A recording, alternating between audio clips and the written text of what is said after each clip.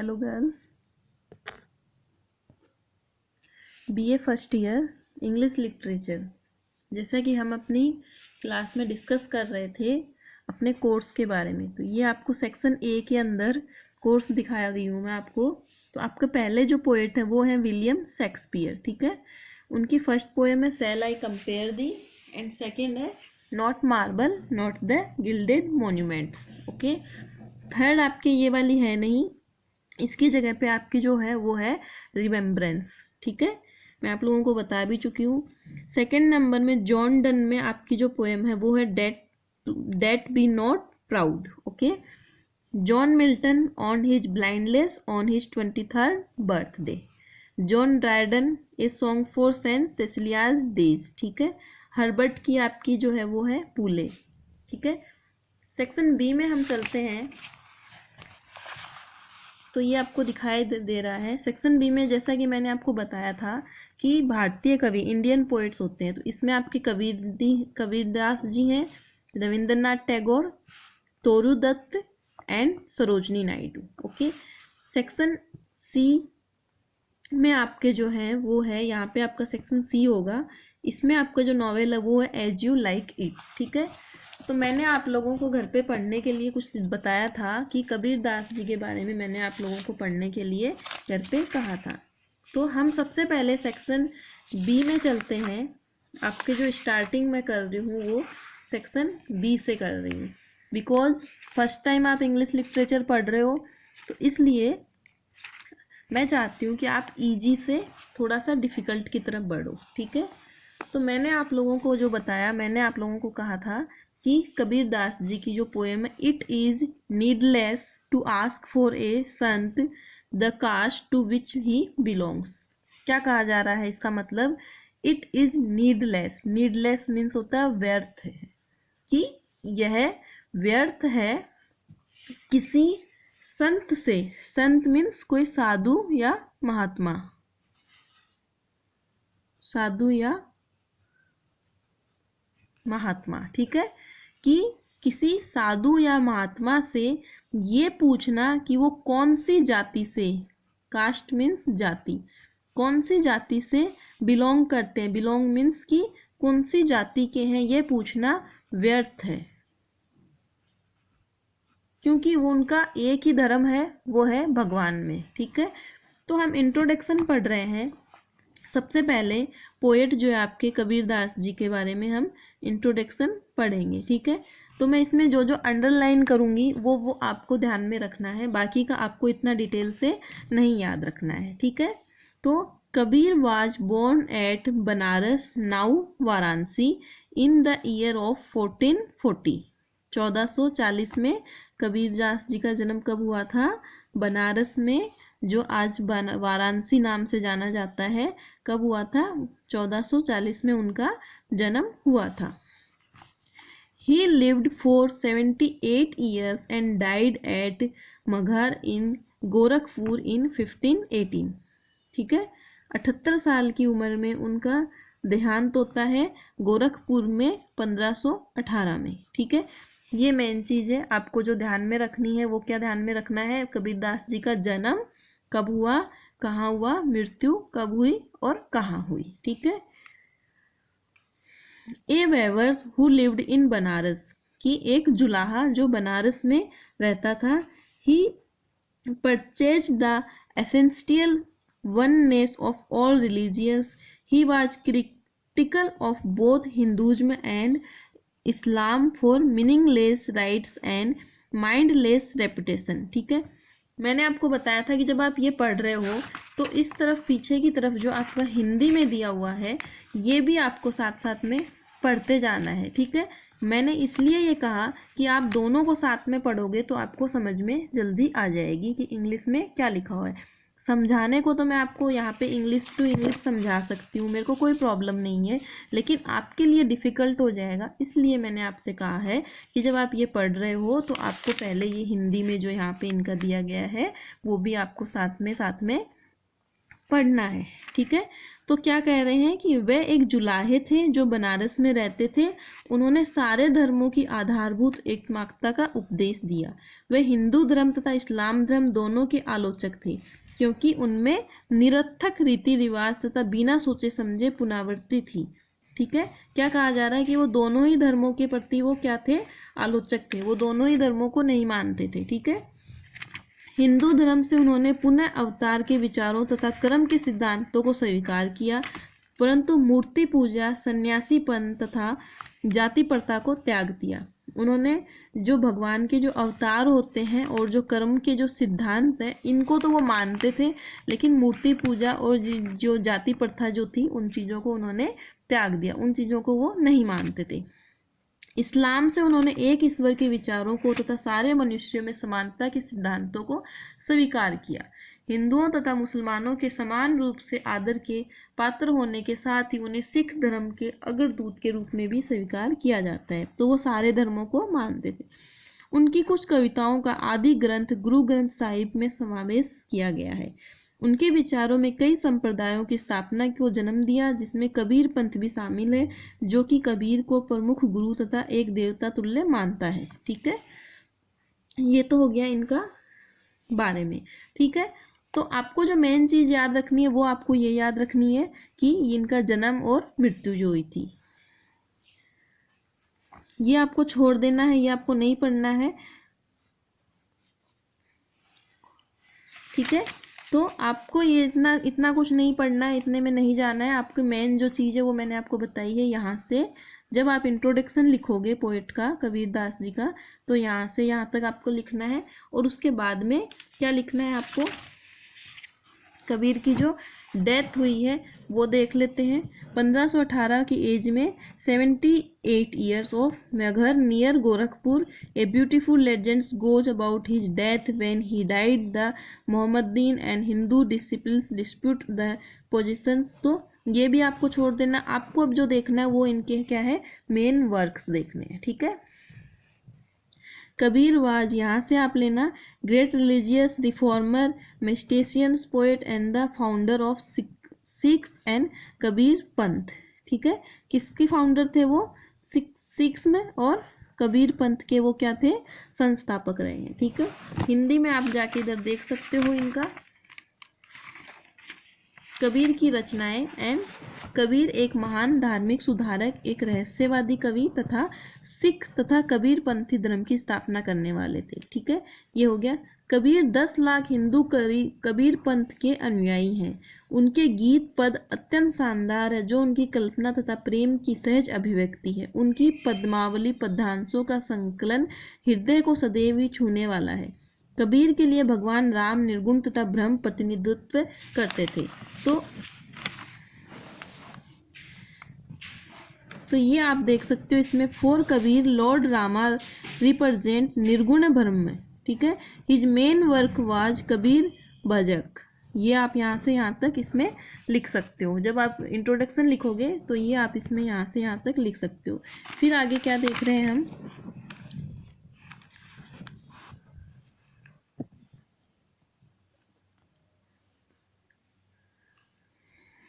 वे अनपढ़ थे, परंतु उन्होंने दर्शन तथा धार्मिक विचार हिंदू एवं मुसलमान संतों को सीख कर ग्रहण किया। उन्होंने परमेश्वर को राम, रहीम, अल्लाह, सत्य नाम, गोविंद, साहिब, तू आदि कहकर संबोधित किया। कबीर के अनुसार संसार सारे कष्टों का स्थल है और हम केवल परमात्मा की भक्ति से ही स्वतंत्रता प्राप्त कर सकते हैं। कबीर का प्रेम मानव मात्र तक सीमित नहीं था, परंतु वे सारे जीवित प्राणियों से प्रेम करते थे। अंग्रेजी कवि कॉर्लिज ने भी यह भाव स्पष्ट किया है। ठीक है, तो ये सब छोड़ देना, आपको ये सब नहीं पढ़ना है इसमें। तो मेन जो चीज़ है वो मैंने आपको बता दी इसके अंदर। ये हो गई इनकी, यहाँ से यहाँ तक ले लेना। ये भी आप इसमें लिख देना, इसमें कबीर जी के इंट्रोडक्शन में। ये तो ये हो गया इनका, कबीर जी का परिचय हो गया। ठीक है, अब जो आपकी पोयम है, हम पोयम का परिचय पढ़ते हैं। ठीक है, जो आपकी कविता है, it is needless to ask for a saint the caste of which he belongs. वो किस जाति से बिलोंग करते हैं, ये एक संत को पूछना बेकार है, व्यर्थ है। तो introduction to the poem. In post independence India the slogan क्या कहा जा रहा है, स्वतंत्रता प्राप्ति से पहले, पोस्ट मीन्स होता है पहले और इंडिपेंडेंस मीन्स होता है स्वतंत्रता, तो स्वतंत्रता प्राप्ति के, सॉरी पोस्ट मीन्स होता है बाद में और प्री मीन्स होता है पहले, तो स्वतंत्रता प्राप्ति के बाद में भारतवर्ष में क्या था, एक ही नारा था, न पूछो न बताओ और न जाति के विषय में सोचो। क्योंकि भारत में सभी धर्मों को माना जाता है, भारत के अंदर सभी धर्मों का आदर किया जाता है, इसलिए भारत में जातिवाद और ये सब चीज़ें खत्म हो चुकी थी। तो कहा जाता था, स्लोगन एक ही स्लोगन था, नोट आस्क नोट ना पूछो, टेल नोट ना बताओ, and think not of caste, ना किसी जाति के बारे में सोचो। तो कास्टेज में in India has divided people into different group, जो जातिवाद था वो भारत के अंदर लोगों को भिन्न भिन्न समूहों में विभाजित कर दिया है। ठीक है, जातिवाद ने लोगों को अलग अलग divided people into different group, अलग अलग धर्मों में अलग अलग ग्रुपों में डिवाइड कर दिया है। It has done great damage and many people ask, is India a nation, इससे क्या होता है, जाति प्रथा ने बहुत ज़्यादा नुकसान पहुंचाया है और अधिक से अधिक लोग क्या पूछते हैं, क्या भारत एक राष्ट्र है। कास्टिज्म मीन्स जातिवाद, is a great barrier in the integration of the people into one whole, जातिवाद देशवासियों को एक सूत्र में पिरोने में बड़ी बाधा लाता है। तो Kabir in this poem says that we must not ask the saint the caste to which he belongs, Kabir इस कविता में कहते हैं कि एक संत से कभी भी ये नहीं पूछना चाहिए कि वो किस जाति का है, क्योंकि संत साधु महात्मा जो होते हैं उनकी कोई जात नहीं होती है। आफ्टर ऑल, आखिरकार, all ultimate AIIMS of priest means होता है पुजारी, ठीक है, प्राइड्स जैसे ब्राह्मण, द वॉरियर क्षत्रिय, योद्धा, वॉरियर मीन्स योद्धा, एंड ट्रेड्समैन मीन्स हो जाता है वैश्य व्यापारी, and people of 36 caste is only one the quest of God, और जो बोलते हैं कि 36 जो जाति है उनका एक ही लक्ष्य है, सिर्फ परमेश्वर भगवान। ठीक है, अतः इट इज फुलिश, अतः ये मूर्खता है to ask a sant to which caste he belong, इसलिए कह रहे हैं कि किसी साधु से किसी संत से पूछना ये क्या है, एक तरीके की मूर्खता है कि वो किस जाति का है, किस धर्म का है। ठीक है,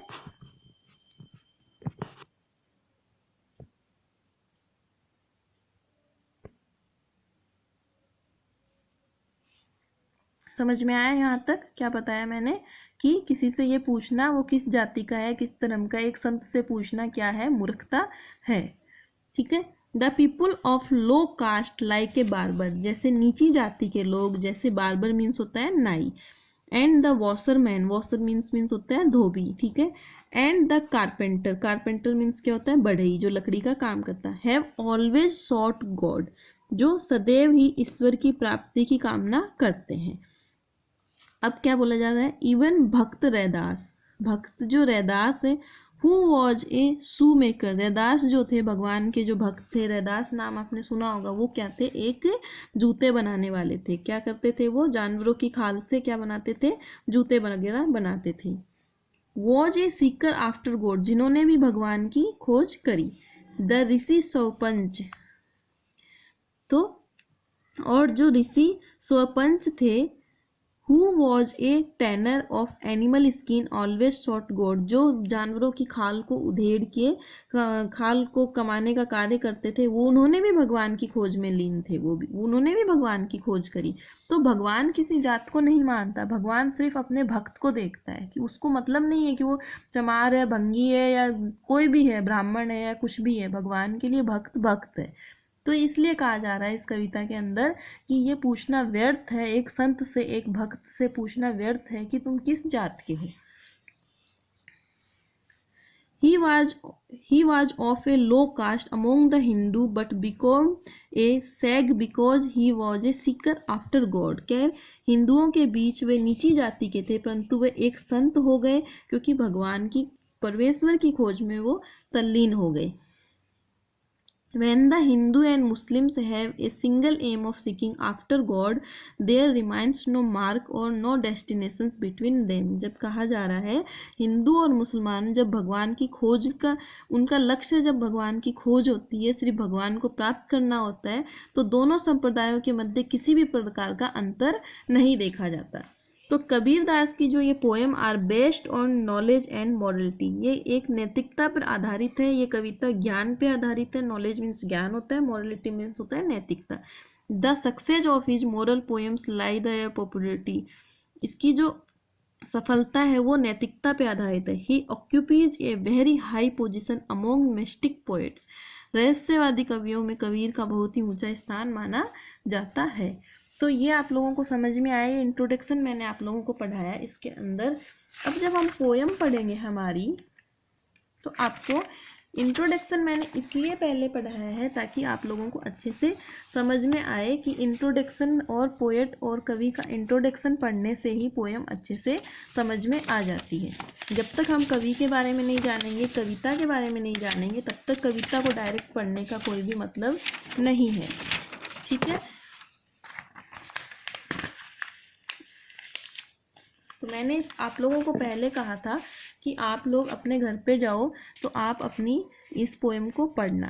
तो क्या कहा जा रहा है ये मैंने आप लोगों को दिखाया था। जब आप पढ़ रहे हो तो आप साथ में खोल के रखना, रेफरेंस साथ में रखना, एक्सप्लेनेशन साथ में रखना, क्रिटिकल कमेंट साथ में रखना, और ये हिंदी का जो है ये साथ में पढ़ना, तभी आपको अच्छे से पोएम समझ में आ जाएगी। तो अब हम साथ में पढ़ रहे हैं, मैं आपको बता दूं किस तरीके से आपको पढ़ना है। It is needless, need means होता है जरूरी और नीडलेस मीन्स होता है बेकार। ठीक है, क्या होता है बेकार। इट इज नीडलेस, बेकार। ठीक है,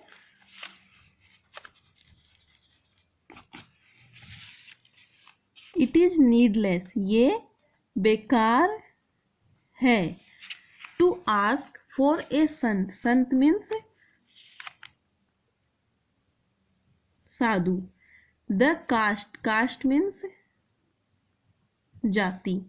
to which he belong, belongs means होता है, क्या होता है, संत मीन्स साधु, कास्ट मीन्स जाति, बिलोंग्स मीन्स होता है उससे बिलोंग करना, जुड़ना, जुड़ना या होना। तो for a priest, priest means पुजारी। ठीक है, प्राइस्ट मीन्स होता है पुजारी या साधारणतः ब्राह्मण लोगों के लिए यूज में लिया। वॉरियर मीन्स होता है आपका क्षत्रिय। The warrior, the tradesman, tradesman means व्यापारी। And all the 36 caste, and all the 36 caste, और सारी 36 जात जो है alike are seeking for God, seeking for God means भगवान की खोज में लगे हुए हैं। क्या, भगवान की खोज में लगे हैं, चाहे वो ब्राह्मण है, चाहे वो क्षत्रिय है, चाहे वो व्यापारी है, चाहे वो बनिया है, चाहे वो किसी भी 36 जात का कोई भी इंसान है, अगर वो भगवान की खोज में लगा हुआ है, it is but fully, fully means होता है बेवकूफ, मूर्ख। तो ये क्या है, मूर्खता है। To ask what the caste of sant may B, तो उससे ये पूछना कि तुम किस जात के हो, एक तरीके से क्या है, मूर्खता है। समझ में आया? फिर से समझा रही हूँ मैं कि कैसे करना है आपको। These line are the opening line of Kabir poem संत जात ना पूछो। कौन सी पोयम है ये? संत जात ना पूछो निर्गुणा। ठीक है, संत जात ना पूछो निर्गुणा। ठीक है, it is needless to ask the saint, मैंने क्या कहा था कि इसको इंग्लिश में ट्रांसलेट किया गया है, तो संत जात ना पूछो इसको इंग्लिश में ट्रांसलेट किया गया है। ठीक है, तो Indian society, particular Hindu society is riddle with the old caste system, पहले से कास्ट सिस्टम चला आ रहा है और ये लोग शुरू से ही जातियों में बटे हुए हैं, अधिक से अधिक जातियां, भारत में लगभग 3000 जातियां तथा 25,000 से भी अधिक उपजातियां हैं। तो ये एक तरीके से रिवाज बन गया है लोगों का कि मैं ब्राह्मण हूँ, मैं ये हूँ। तो ये कबीरदास जी यहाँ कहना चाह रहे हैं कि संत को जात ना पूछो, जो संत है वो किसी भी जात का नहीं है, वो एक ही जात का है और उसकी जात है ईश्वर। द बार्बर, बार्बर मीन्स जानते हो, हैज सॉट गॉड, भगवान को खोज में लगा है। The washerman means Dhobi, and the carpenter, जो कारपेंटर का काम करता है वो भी उसी में लगा हुआ है। Even Raidas was a Sikar after God, after God means भगवान को खोजने के बाद, या फिर रैदास जो कवि थे, रैदास जी जो थे वो भी नीची जात के थे लेकिन उन्होंने भी भगवान की खोज करी। The Rishi sarpanch was a tenor, tenor means